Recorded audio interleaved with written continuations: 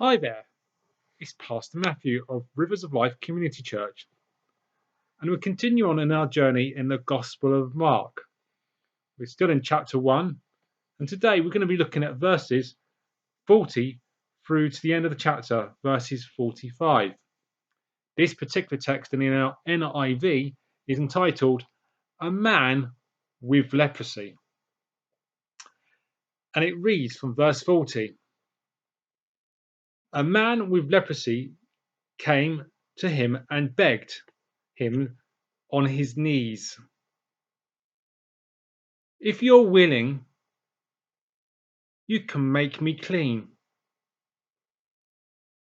Filled with compassion, Jesus reached out his hand and touched the man. "I am willing," he said. "Be clean." Immediately, the leprosy left him, and he was cured. Jesus sent him away at once with a strong warning. "See that you don't tell this to anyone, but go show yourself to the priest and offer the sacrifices that Moses commanded for your cleansing, as a testimony to them." Instead, he went out and began to talk freely, spreading the news. As a result, Jesus could no longer enter a town. Openly, he stayed outside in lonely places. Yet the people still came to him from everywhere. So let's have a quick dive of this. So we encounter a man, or rather Jesus encounters a man. We encounter him through these scriptures, this Gospel of Mark, and this man has leprosy. Now, leprosy by itself as a word means scaly and rough, but we know, especially if you look at a definition of it, it's seen to be a disease primarily of the skin. But it can go further than that. It can even go into the throat, into nerves. It can cause disfigurement. It can deform, where you can actually see people without some of their limbs or truncated limbs. And this disease can either be viral or bacterial, and sometimes known as Hansen's disease. And the fact that it's called Hansen's disease tells you that it is still a current day problem. So a problem that Jesus encountered 2,000 years ago has not been cured, is still around, or at least not been cured enough whereby significant enough people don't have this virus or bacteria. Now, the key thing about this for Jesus, the man that Jesus encountered, is that this man, along with many of his fellow sufferers when it comes to leprosy or any form of disability, form of deafness or whatever, anything like that, but particularly leprosy, it left a negative connotation, a negative impact upon his life, a stigma. He was shunned. He was an outcast. He wasn't part of society because these people were often found on the outside of the camp. And quite often, as prescribed in Leviticus 13 of the Old Testament, they were to yell out, "Unclean, unclean," with the idea that this would alert anyone around not to come anywhere near them. There's a bit of an irony in this because, of course, there is the risk that as you shout this out, the water droplets in your mouth will be would be loaded with the germ that causes leprosy. But either way, this is not a nice disease. Whether it's because the disease itself is just horrible or because of the way you would get treated. And let's face it, no one likes to be called unclean, whether it's a physical thing or whether it's a spiritual thing. Being unclean is not nice. And as I say, if you were to read Leviticus 13, you would read a whole chapter about skin problems. Most of the chapter is about the leprosy type one, but you've even got mildew. Either way, it was a disease that meant that you had to say unclean, unclean. You would be put outside of the camp. If you got cured, one of the things you were supposed to do was to go present yourself to the priest and offer a sacrifice. And the other thing that they would have done, if whilst they still had the issue, would be to be unkempt, torn clothes, and unclean. Now, this goes back on top of the term unclean, unclean, because what that means is that they would be obvious as someone who had this problem. As if it wasn't obvious enough, because a lot of these poor people, they would have been quite obvious that they would have had this issue. But here was Jesus.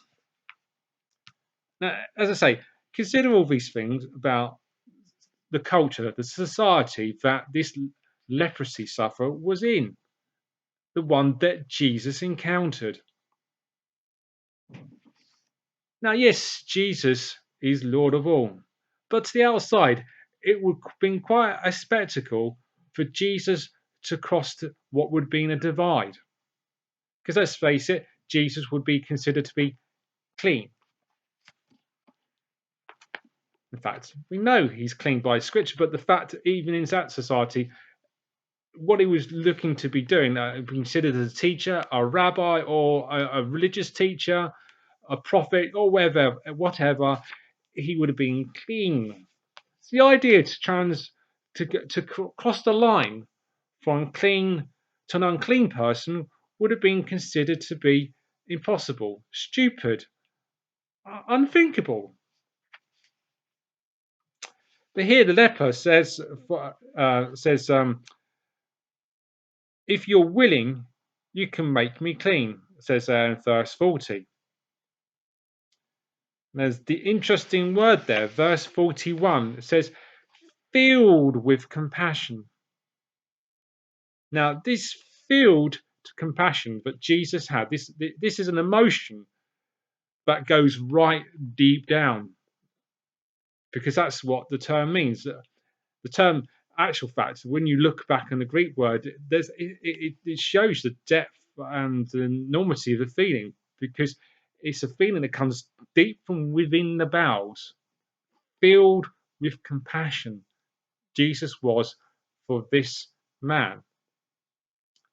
But actually, the way that Greek words get worked out in the Bible, sometimes the translations can vary a little bit. And the other words that sometimes can be used instead of filled with compassion is angry. Now, either way, the situation of this man and what this disease did moved Jesus intensely. And he could well have been angry, because he would have been angry at the result of sin, the effect of sin. Not that the man himself was sinful as such, because he would have been sinful. We're from Adam and Eve. We're all part of the sin cycle, all part of the sin, and that's why Jesus came. But the thing is that the leprosy itself was a disease.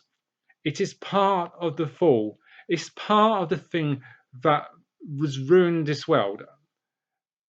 Not leprosy by itself. There's a whole load of other things, but it's a symbol of something. I mean, yes, let's face it. You to look at this man would have probably been just a mess of a person. And this is the thing. But so Jesus was probably angry or just feel compassion to deal with this man, to restore this man, because what happens with this man is being replicated thousands, 10,000s, millions of times. And I don't know, yes, sometimes leprosy particularly, but also you multiply that again by millions of so many times where humanity has been destroyed by disease or some deformity or some kind of disability. And I believe today we got to recognize that Jesus is still just as moved as he was then with these sort of issues. Let's carry on though for the moment, and this is a much-seated emotion from Jesus, because Jesus has seen that the man was not necessarily the problem. The skin problem, the skin, and the effects of the leprosy was the problem. This man was ostracized because of it, and this is the thing: the double whammy of having a serious disease but being ostracized. And as I say, Jesus reaches beyond religious defilement and touches this diseased man. He goes beyond. Yes, he uses what he has, and that is remarkable in itself.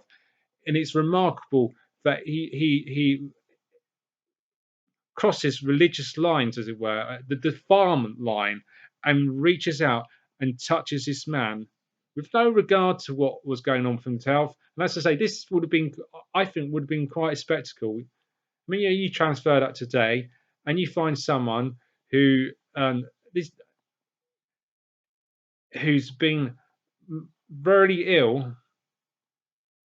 and if you were to go and deal with this person, touch this person, reach out to this person, you are very likely to be ill yourself. And on top of this, of the culture of the days, Jesus would have been considered unclean, defiled. But Jesus reached across the divide and reached out and touched him, because Jesus said, I am willing, be clean. The other thing to think about this, be clean, is the fact that, yes, this man being saying, unclean, unclean. And it doesn't necessarily tell you in Leviticus 13, but if you were to have leprosy, what would be the solution? Now, there may be a chance that God would heal direct, but it doesn't necessarily say that in Leviticus 13. But Jesus made this man clean. And even though Jesus then went on and said, as a testimony of your healing, go show yourself to the priest and offer the sacrifices. As it says, verse 43, Jesus sent him away at once with a strong warning. See that you don't tell anyone, but go show yourself to the priest and offer the sacrifices that Moses commanded for your cleansing as a testimony to them. Not that the cleansing or the testimony has done the healing. Jesus has done that. But by doing these things, and there may be something about this as well, I believe, that he wanted this man to go to the priest and show him exactly what has happened. He's doing the religious formality, offering the sacrifices, offering the testimony, going to the priest. But within that, the message that, because it did come back to these priests at times, the religious scholars, about healing, it did come back. And because I think Jesus also wants to reach out to the religious hierarchy, the priests, say that there is one here who can make clean. And as I say, this man didn't necessarily have to do that. He went as a testimony because Jesus is the one who had made him clean. The other thing you notice in this, he says that Jesus sent him away at once with a strong warning that don't go anywhere else.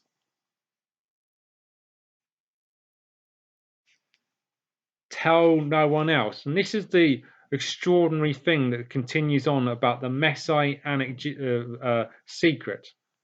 But in reality, Jesus needs to be vigilant of the threat that is around there. Yes, he is King of Kings, he's Lord of Lords, And yes, he could have a legion of angels at his hand, but there is a restriction upon him. But he restricts himself. The restriction straight away is an obvious one. He came as a man. Jesus was God incarnate, Emmanuel, God with us. But he came as but it's that man piece, that humanity, did restrict him, and so there would be the risk of physical suffering, the risk of untimely leader opposition, and within all of this, Jesus has a timetable. He has his plan, just as we looked at the story before, where Jesus went to a solitary place to pray.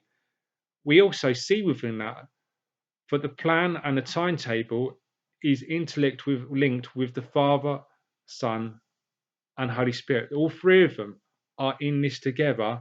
They have a plan, they have a timetable, and Jesus is the one that we see, or we would see in the gospel, as the one, as it were, performing, executing that plan. And there's a time. And it says in verse 45 there, Jesus didn't instead of being able to just go freely, he says, so the man says there, the man went out. Instead, he went out and began to talk freely, spreading the news.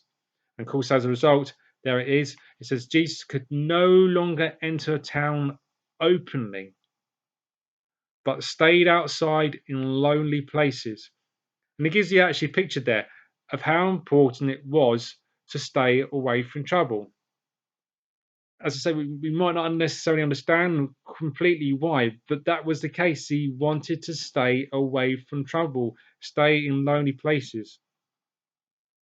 But even after doing that, even after doing all of that, what happened? Yet people, it says there right at the beginning, and on that last sentence, yet the people still came to him from everywhere. The effect of Jesus was such that even though he went to do what he wanted to do, go to lonely places, the effect he had was such that people went out. They sought him out because there was such power. And in one way, the fact that people were showing such faith in him that they'd seen it and wanted to apply it for themselves. And why not, you think, in one way? If you've got an illness or you've got a friend who's not very well or dying or something like that, you want to go and connect with the one who could make things right, wouldn't you? But no, Jesus has a timing, a plan that he wants to follow. Yes, he will heal a lot more people, but it's at his time, at his pace. And sometimes we've got to remember that as well. But Jesus will still move in the world, move in our surroundings, move in our lives, move in us in ways that sometimes we might get impatient with. Sometimes he might get impatient with us and think you need to get on. But here, Jesus was doing things in such a way to try and continue on his path. Because Jesus is Lord of all, but as I said, Jesus restricted himself in the world and was subject to those conditions. Yet the time was not yet for him to lay down his life. He was still there to bring the good news to people. And the thing today is that Jesus is still here today. He may not be with us in the physical, in the flesh, but he's left his spirit to testify to the world that he is still here to heal. And most particularly, he's here to bring salvation. Jesus is the one that can make us clean, cleaner than we've ever known. A cleanness that we probably even thought would be possible, or even that we thought we'd even need. In some ways, the only way to really appreciate that cleaning is to reach out and accept the cleaning that Jesus gives us. Sometimes I don't even realize the cleaning that Jesus can give me. I don't always necessarily apply it as much as I should, but I know that that cleaning, and because that's the thing, is something that will wash away the darkest of stains, bring light to the darkest of shadows, and bring, most importantly, death to life. Because that's what Jesus did. In giving up his life, he brought us. He gave up his life to bring. What did he gain? He gained death, so that we might have life. He went into darkness that we might be able to walk in light. He took up our infirmities and carried our diseases.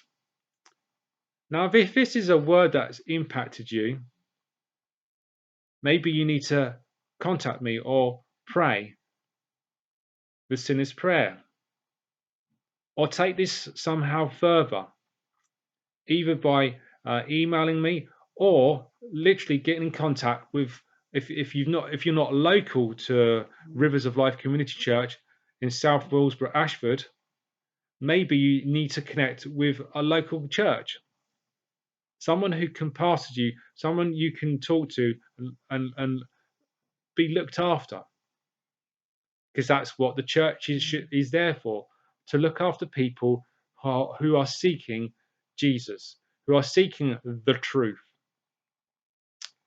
So please do reach out and find a way to salvation.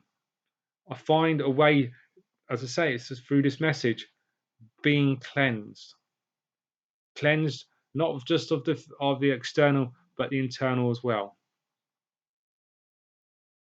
Now, I hope you've enjoyed this, and if you've liked this video, please subscribe, because there are more videos that are out there from me, part of the Rivers of Life Community Church. And I hope you've enjoyed it. And if you've enjoyed it, please hit the like button. In the meantime, many blessings until the next time.